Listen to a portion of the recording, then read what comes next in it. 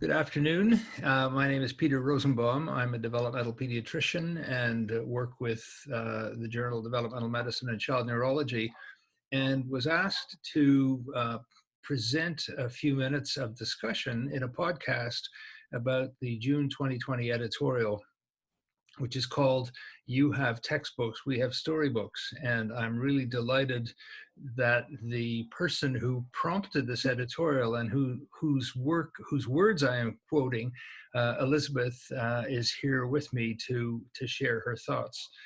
So let me ask you to start, Elizabeth, by where did this idea come from? So I have three children, but my youngest is a medically complex child. And talking with a friend one day after, he's only 2 years old, but we were having a discussion about how frustrating it could be sometimes for people not to take the time to get to know him. Sometimes he was seen as a statistic, or sometimes he was seen as an example that could be fit into a norm, and he refuses in all the best possible ways to fit into anybody's self-categorization or anybody's predictive measures or any of the norms per se. And out of frustration, we just said, you know what, like, he's not a textbook. He doesn't follow along a certain pattern, and you can't fit him into a box. He's a storybook. And it's not about a matter of fiction or something that somebody might say is dreamlike. What it's about is, if we look at like the example of, say, Anne Frank.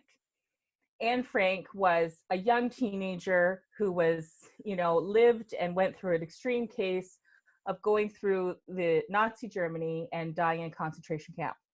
She could be known as just a number, one of many. But because we got to know her through her diary, how much more powerful and how much more impact is that life because we've taken the time to know her beyond a statistic.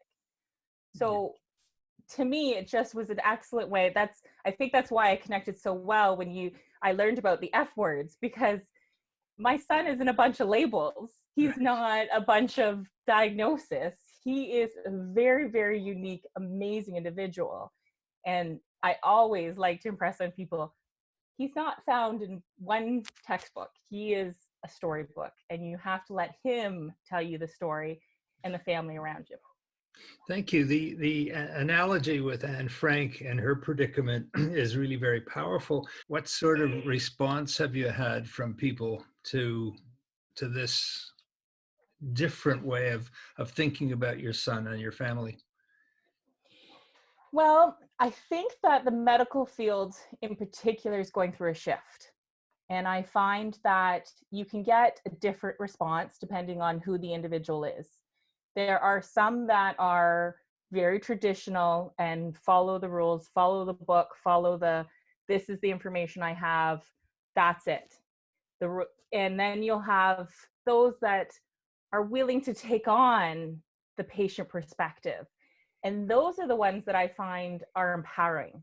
Those are the ones that I feel that, you know what, it's okay for me to give you my suggestions and hear your suggestions. And we get so much farther along working together instead of hitting roadblocks of somebody not wanting to listen. So I've seen the whole spectrum of responses to it. But it seems to be a good way for me to express that I really want, especially even when you see my son, because he is so complex, when you meet him in a clinic or in a hospital, you're not really meeting him because the environment is so different and so overwhelming for him. So unless I can pull out the video of what he did, or you can video conference into our home, then you don't get the whole picture unless you listen to what we have to say in the background. Right. So one of the ways of telling the story is using video. In addition to your verbal descriptions. What's the response? What's the response to videos? More often than not, joy. A lot of people, and surprise. I've actually had one incident I can think of in particular was a medical professional who was very dismissive of him and just basically very negative in attitude. And after the fourth visit, I brought the video and showed them, and they actually started talking to him and interacting, and all of a sudden, did he have a nap? Is he had rest? Why is he reacting this way? And I'm like, because you're talking to him. Yeah. He's getting used to you and he's interacting. So it's a combination of all those things. But videos are great. Yeah, again, a very revealing kind of idea. One of the things that I'm aware of as a clinician is that I tend to see children and families when there is an issue, when there's distress. And certainly for your son, if he's in hospital, he's not there to play games. He's there because he's not well. And so what people are seeing of him is not his best. And you're able to present the other side or another side of him, and certainly a much more engaging side than he is able to display when he's not well. Have you had any pushback from parents when you've put these ideas forward? Actually, I read an interesting article, which was from another perspective and saying how they don't like the idea of it being called stories.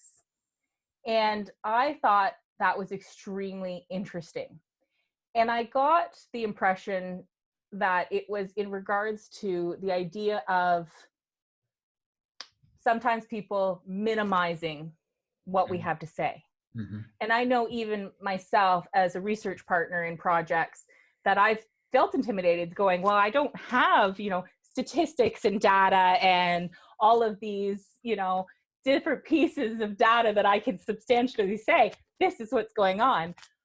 But I can say that to me, the power of story, a power of somebody's life, somebody's full being, and the environment they are in can make all the difference in the world.